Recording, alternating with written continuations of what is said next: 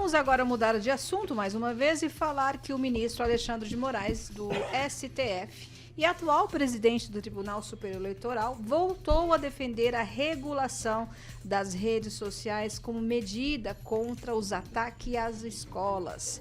Moraes afirmou que a experiência de combate às fake news nas eleições em 2022 pode ser usada como uma ação contra os discursos de ódio e propagação de conteúdos que incentive racismo, suicídio e também a violência no ambiente escolar. Calazans. Eu acho que o Moraes, ele está generalizando, e ele foi muito criticado, inclusive, hoje por conta dessa generalização. Não exatamente sobre esse assunto, mas porque ele também fez uma comparação das pessoas que participaram do lamentável e absurdo ato, né, do dia 8 de janeiro com o massacre aí nas escolas, especialmente com a situação de Blumenau. Ele colocou a situação no mesmo, em pé de igualdade. Inclusive a imprensa, a grande imprensa nacional aí criticou bastante ele porque ele tem generalizado e ele costuma fazer isso e generalizou agora também. É evidente, e eu concordo totalmente, que deve haver algum tipo de ação estatal para retirar imediatamente das redes sociais qualquer tipo de conteúdo que possa incentivar suicídio, que incentive violência nas escolas. Eu acho que isso deve ser observado. Acho que não vejo problema com relação a isso, muito pelo contrário. Acho que tem que ter uma atuação estatal, até porque em boa parte disso nós estamos falando de pessoas menores de idade, de crianças, de adolescentes que precisam de tutela dos pais, que ainda não têm uma personalidade totalmente formada. A situação ela é completamente diferente de dizer das tais fake news e desinformação que não tem um conteúdo exato. Ninguém sabe exatamente qual é o conceito, especialmente de desinformação. E que muitas vezes acontece a intromissão do poder público na pessoa das decisões judiciais exaradas pelo STF na opinião alheia, né? Eles têm uma opinião e aí eles consideram que aqueles que divergem da opinião política deles estão desinformando. Então, um conceito muito vago do que é desinformação. Não tem nada a ver uma coisa com a outra. Tem que ter regulação lá para fazer o controle de postagens que incentivam suicídio, que incentivam violência. É evidente que tem. Agora, não compara isso com opinião política. Celestino. Crime de opinião que não existe, né, Calazans? Então, ele quer criminalizar o crime de opinião que não tem nada na Constituição. Ele prevê crime de previsão, né? Já criminalizou várias pessoas por crime de previsão de um crime que vai acontecer ainda. E nesse mesmo evento, o presidente falou que é para acabar com os jogos, né? Que os jogos são coisa do demônio, não traz amor a ninguém, criminalizou todo mundo. Então não é só o Moraes que falou besteira, não. Colocou todo mundo no mesmo pacote, né? E um presidente do STF, do TSE, né? Do TSE, né? Ele não é do STF. O Moraes ele precisa ter a liturgia do cargo, bem como o presidente, que no mesmo evento criminalizou quem faz os jogos. A única coisa acertada aí é para, né, pegar as pessoas, e aí serve a inteligência, né, do GSI, do governo federal.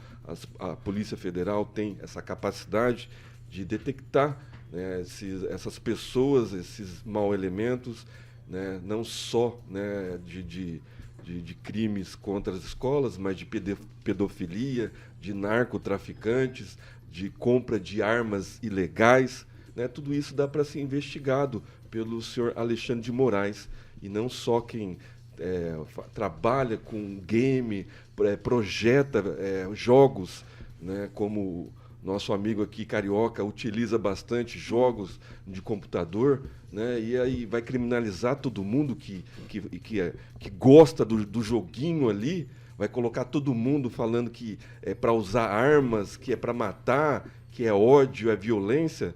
Vamos ter um pouco de liturgia do cargo. A gente não tem nem tanto do presidente da República quanto do presidente do TSE. É lamentável. Edivaldo.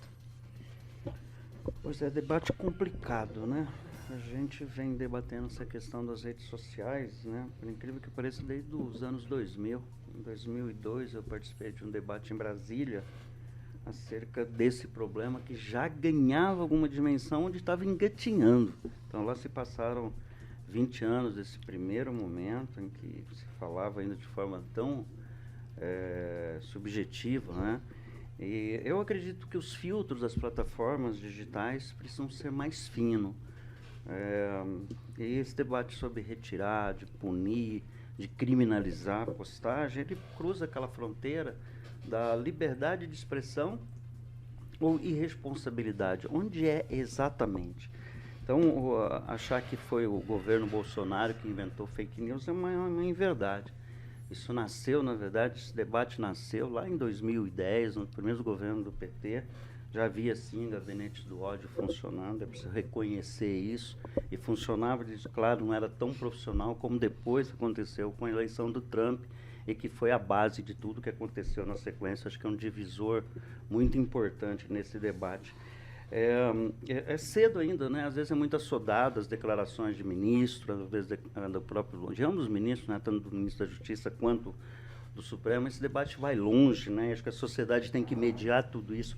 Tanto é que tem uma série de ações que esse governo está colocando em andamento. Você tem uma coisa que foi criada lá, que é o Departamento de Promoção da Liberdade de Expressão, tem a Procuradoria Nacional de Defesa da Democracia. São umas coisas assim, todas elas formadas por pessoas que estão tentando debater. Qual que vai ser o desfecho exatamente desse? Ainda não se sabe. Porque não só o Brasil, né, o mundo tem discutido alguma forma de controle das redes sociais, para que não se permita o que está acontecendo exatamente nesse momento.